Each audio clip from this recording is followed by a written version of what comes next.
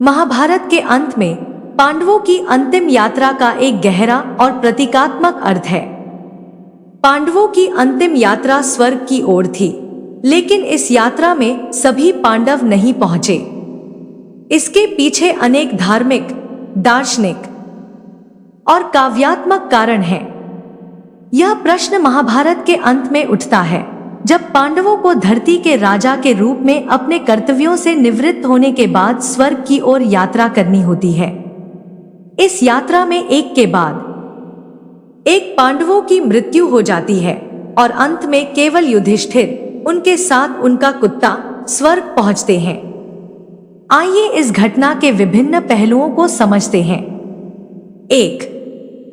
महाभारत का सिद्धांत कर्म और फल। महाभारत में कर्मों का बहुत बड़ा महत्व है। प्रत्येक व्यक्ति को उसके कर्मों का फल मिलता है। पांडवों का जीवन भी कर्म और उसके परिणामों से जुड़ा हुआ था। वे जीवन भर धर्म, कर्तव्य और न्याय का पालन करते हुए युद्ध के मैदान में भी दयालुता, नैतिकता और आदर्शों का पालन करते रहे। हालांकि महाभारत के युद्ध के बाद उनका जीवन कठिन था और अंतिम यात्रा में यह दिखाया गया कि स्वर्ग जाने के योग्य होने के लिए केवल पुण्य नहीं, बल्कि आत्मा की शुद्धता भी आवश्यक है। पांडवों के जीवन के कई पहलू थे, जिनमें युद्ध में भाग लेना, अनेक संघर्षों का सामना करना और फिर अपनी कर्तव्य निष्ठा के बावजूद परिवार के टूटने का दर्द सहना शामिल था। उनके द्वारा किए गए युद्धों में गीता का उपदेश भी महत्वपूर्ण था। वे लगातार यह सिखाते रहे थे कि धर्म का पालन हर हालत में करना चाहिए। लेकिन इस यात्रा के दौरान यह स्पष्ट हुआ कि केवल अच्छे कर्मों की वजह से ही स्वर्ग प्राप्ति संभव नहीं होती, बल्कि आत्मा की शुद्धि और अंतिम समय में किए गए कार्य भी मायने रखते हैं। 2. स्वर्ग यात्रा और उसके संकेत। महाभारत के अनुसार पांडवों को स्वर्ग की ओर यात्रा करनी थी, लेकिन इस यात्रा में कुछ महत्वपूर्ण घटनाएं घटित होती हैं। जब पांडव स्वर्ग की यात्रा पर निकलते हैं तो उन्हें पहले द्रुपद, फिर कृष्ण और फिर कौरवों की आत्माएं मिलती हैं। यह यात्रा प्रतीकात्मक रूप से दर्शाती है कि जीवन में जो भी कर्म किए जाते हैं, उनका परिणाम सिर्फ इस जन्म में नहीं, बल्कि आने वाली पीढ़ियों में भी मिलता है। स्वर्ग की यात्रा में पांडवों को एक के बाद एक अपमान और कठिनाइयों का सामना करना पड़ता है। यह संकेत है कि जीवन में हर व्यक्ति को अपने कर्मों के परिणाम का सामना करना पड़ता है। पांडवों की यात्रा से यह भी सिद्ध होता है कि स्वर्ग तक पहुंचने के लिए केवल पुण्य नहीं, बल्कि संतुलित जीवन, आत्मिक शुद्धता और धैर्य की आवश्यकता होती है। 3. धर्मराज युधिष्ठिर और कुत्ता युधिष्ठिर का चरित्र महाभारत में सबसे अधिक आदर्श और धर्मनिष्ठ है। वह हमेशा अपने कर्तव्यों को सर्वोपरि मानते थे। उनका जीवन हमेशा सत्य और धर्म के सिद्धांतों पर आधारित रहा। युधिष्ठिर के साथ यात्रा में एक कुत्ता भी चलता है, जो स्वर्ग की ओर जाने के रास्ते में उनके साथ जुड़ता है। यह कुत्ता प्रतीकात्मक रूप से उन कर्तव्यों का प्रतीक है जिन्हें किसी न किसी रूप में निभाना पड़ता है। युधिष्ठिर के लिए कुत्ता एक व्यक्ति के रूप में दिखाई देता है, जो अंत में उसकी यात्रा का हिस्सा बनता है, और इस कुत्ते के रूप में उनका जीवन और कर्तव्य एक बार फिर पृष्ठभूमि में आता है।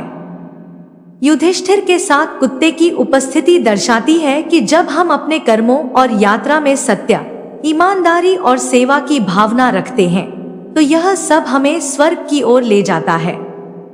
कुत्ता भी दिखाता है कि सभी जीवों का महत्व है और उनके साथ मिलकर ही हम स्वर्ग की यात्रा कर सकते हैं। 4. द्रौपदी, भीम और अर्जुन का स्वर्ग यात्रा से बाहर रहना। पांडवों के स्वर्ग यात्रा में द्रौपदी, भीम, अर्जुन और नकुल सहदेव का स्वर्ग नहीं पहुंच पाना उनके अपने कर्मों और व्यवहारों से जुड़ा हुआ है। द्रौपदी का जीवन बहुत कठिनाइयों और संघर्षों से भरा था। वह एक आदर्श पत्नी, धर्मपत्नी और वीर योद्धा के रूप में जानी जाती है। हालांकि उनके जीवन में कई विवादों और अन्यायपूर्ण स्थितियां थी, जैसे कि कौरवों द्वारा उनका अपमान। उनका जीवन युद्ध और संघर्ष से भरा था और शायद उनके मन में कुछ दुर्बलताएं थी जिन्हें वे स्वर्ग तक पहुंचने के लिए पार नहीं कर पाई थी। भीम का जीवन एक योद्धा के रूप में देखा जाता है, लेकिन उनका स्वभाव अधिक क्रोधी और उत्तेजित था। वह अक्सर अपने क्रोध के कारण अनावश्यक हिंसा करते थे और इस कारण उनकी आत्मा को पूर्ण शांति और शुद्धता प्राप्त नहीं हो पाई। अर्जुन को महाभारत के सबसे महान धनुर्धारी के रूप में जाना जाता है। हालांकि वह धर्म के अनुसार कार्य करते थे, लेकिन उनके जीवन में भी कुछ व्यक्तिगत दोष थे। उन्होंने युद्ध के दौरान कई कृत्य किए जो उनके पुण्य के मार्ग को कुछ हद तक अवरुद्ध करते थे। नकुल और सहदेव भी अपने कर्तव्यों के प्रति ईमानदार थे, लेकिन उनकी जीवन यात्रा में कई कठिनाइयां थी। दोनों के जीवन में कोई ना कोई कमी रही होगी, जिसकी वजह से वे स्वर्ग तक नहीं पहुंच पाए। 5. अंतिम निष्कर्ष। पांडवों की स्वर्ग यात्रा महाभारत का एक गहन और प्रतीकात्मक पहलू है। यह यात्रा यह दर्शाती है कि जीवन के हर पहलू में शुद्धता, सत्य, धर्म और ईमानदारी का पालन करना आवश्यक है।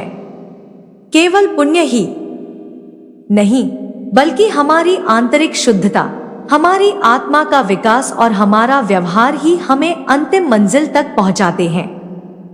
पांडवों की यात्रा में द्रौपदी, भीम, अर्जुन, नकुल और सहदेव का स्वर्ग न पहुंच पाना उनके कर्मों और व्यक्तित्व की शुद्धता की कमी को दर्शाता है। इसके माध्यम से यह सिद्ध होता है कि स्वर्ग तक पहुंचने के लिए केवल बाहरी विजय नहीं, बल्कि आत्मिक विजय की भी आवश्यकता है।